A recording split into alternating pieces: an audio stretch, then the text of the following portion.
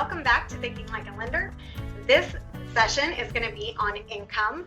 Our previous one was on the employment and the 2-year history that we have to document. In this section, we're actually going to dig a little bit deeper into the income portion of it. So I want to clarify that the income calculations, these guidelines are based on conventional and government loans. These are not your non-QM or what we call portfolio lending guidelines. Those are totally different, and there's an exception to all the rules. These are just here to put into your mind in case one of these situations happens to maybe be part of your household environment, and you would want to talk about this a little bit closer with your, or more in depth with your loan advisor. So for a W-2 employee, they're pretty easy for the most part. You know, if I go to work, I make 20 bucks an hour, I work 40 hours a week. It's pretty easy to calculate that. However, oftentimes what we see are applications where someone says they work 40 hours a week. And really, when we look at the year to date and their W-2s, it supports more of 35 hours a week. And that 5 hours a week for a first-time home buyer who may not have a lot of extra reserves and income can make a difference between the house that you really, really want. So it's important to be realistic and honest with what is your average hourly income or your hourly work week, because there's nothing like thinking you qualify for a $300,000 home and then find out you only qualify for $280,000, and that one you just looked at is no longer in your price range. But other than that, those are pretty straightforward. Where income can get tricky is if you have a situation where you're commission-based, maybe you receive tips in addition to an hourly wage, or you're self-employed completely. In those situations, we have to look at your 2-year average and then calculate that to see what your monthly income would be.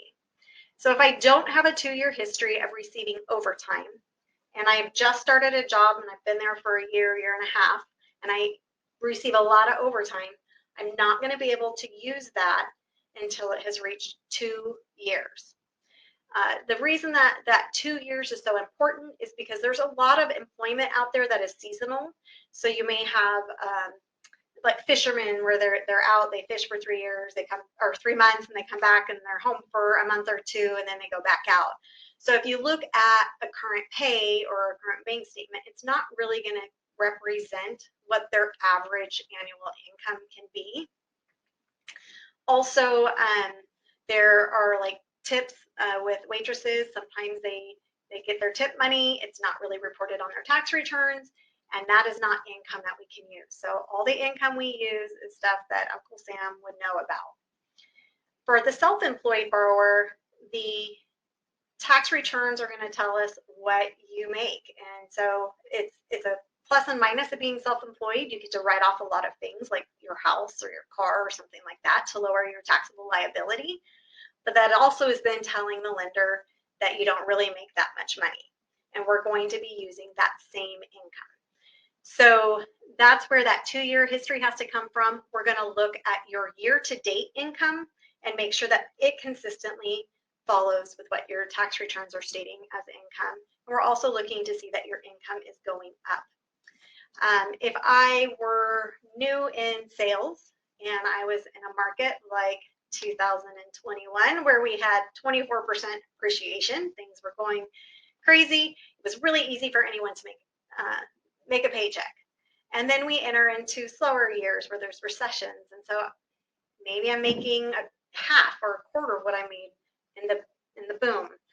Those are things that we are looking for, because we have to make sure that if we're going to lend you money, that you really do have the ability to repay this loan. And not only do you have to repay this loan, we want to make sure that you have the ability to repay all your obligations that you made for your car or your credit card.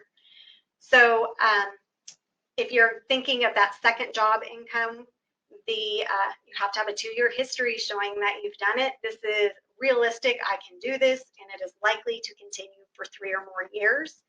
Your income, like Social Security, a pension, retirement, those you don't need a 2-year history, and they're pretty straightforward. You don't have to really question that. It's a flat amount. It doesn't require, it's not dependent upon your performance in the job. And so those are always really easy types of income to do. However, if you receive child support and your child is 17 years old, that is not likely to continue for 3 years, so you won't be able to use that income. And maybe the same thing if you were receiving alimony and it's set to expire sometime soon, that's income that cannot be included in the application. I hope that helped answer some questions for you as to what we're looking at. If you have more questions, please feel free to reach out, and I look forward to seeing you next time.